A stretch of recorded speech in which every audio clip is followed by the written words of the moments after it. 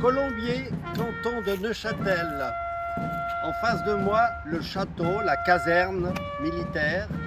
Et puis je me trouve dans une allée qui s'appelle l'allée des Bourbakis, en souvenir des internés de 1871. C'est un magnifique endroit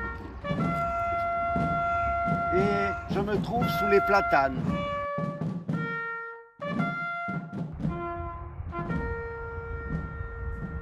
Ici dorment 19 soldats français, enfants de la Charente.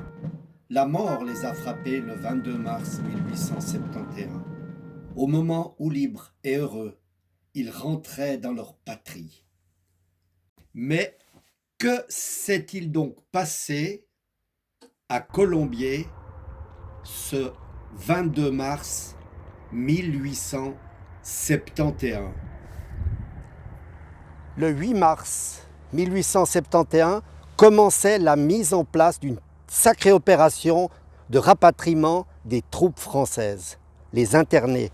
Cette opération était planifiée jusqu'au 22 mars 1871, par train, par bateau, à vapeur et à pied.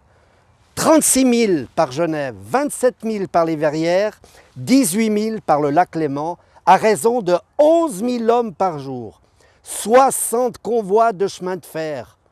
26 fois, les bateaux ont transporté entre 600 et 1000 passagers par traversée. Les bateaux à vapeur, le Bonnivard, le Winkelried, l'Aigle. Les ports d'embarquement, le Bouvray, Vevey, Ouchy et Morges. Et les ports de débarquement de l'autre côté du Léman, Thonon et Évian. Puis dans une seconde phase, jusqu'au 27 mars, les malades et les blessés transportables, soit en tout 84 065 et 2 467 officiers. 1 millier de malades restèrent encore dans les hôpitaux après le 27 mars. Certains décéderont d'ailleurs. À Stans, François Lemasson mourra le 12 avril. Il était domicilié dans une petite commune au sud d'Angers, Beaulieu-sur-Layon, en Maine-et-Loire. Lemasson était d'origine de Loire-Atlantique. Puis ils ont déménagé et il travaillait comme mineur ou ouvrier du charbon, comme son papa d'ailleurs. Le rapatriement allait être terminé normalement le 22 mars, à quelques exceptions de certains trains arrêtés pendant la nuit qui ne devaient atteindre Genève que le lendemain.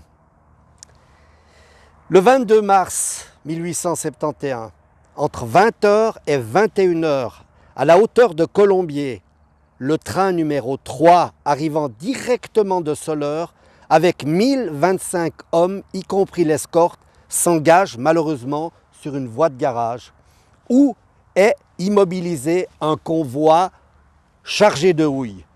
Une erreur humaine est à l'origine de ce drame puisque l'aiguilleur n'a pas effectué sa mission. Néanmoins, suite à l'enquête administrative et judiciaire qui a suivi, nous pouvons lire dans le journal de Genève le 24 avril 1871 qu'en conclusion, 13 facteurs ont influencé la cause de cette horrible et première grande catastrophe ferroviaire en Suisse. Le choc fut terrible. La locomotive et les 5 premiers wagons, obéissant à l'impulsion, s'amoncelèrent les uns sur les autres en se brisant, firent de nombreuses victimes et occasionnèrent d'affreuses blessures. 22 hommes sont tués, 72 sont blessés. Plusieurs d'entre eux avaient le corps mais traversé par des déchets de bois, des éclats de bois, étaient écrasés entre les wagons ou restaient suspendus par leurs membres déchirés. Imaginez les gémissements et les souffrances des blessés qu'il a fallu dégager la nuit à la lanterne avec les moyens du bord.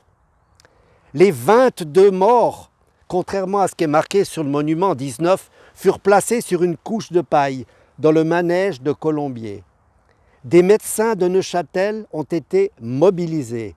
Une ambulance s'est organisée sous les ordres du docteur de Montmolin à la caserne du château de Colombier pour les premiers soins. Puis les blessés ensuite sont acheminés vers l'hôpital de Portales à Neuchâtel. 2 ont été amputés sur place, dont l'un ne survécut que peu de temps à l'opération. Tous les blessés et les morts étaient des soldats internés de Charente, à l'exception du chef de train, un Suisse, M. Reutlinger, qui eut les 2 jambes emportées et expira peu après. Aucun homme de l'escorte ne fut atteint. Le 28 mars 1871 eut lieu l'inhumation, ici, au cimetière de Colombier. Et le monument, le Denkmal qui se trouve derrière moi, est là pour rappeler ce tragique accident, ce destin qui a tourné en quelques minutes à la défaveur de ces internés qui rentraient enfin chez eux.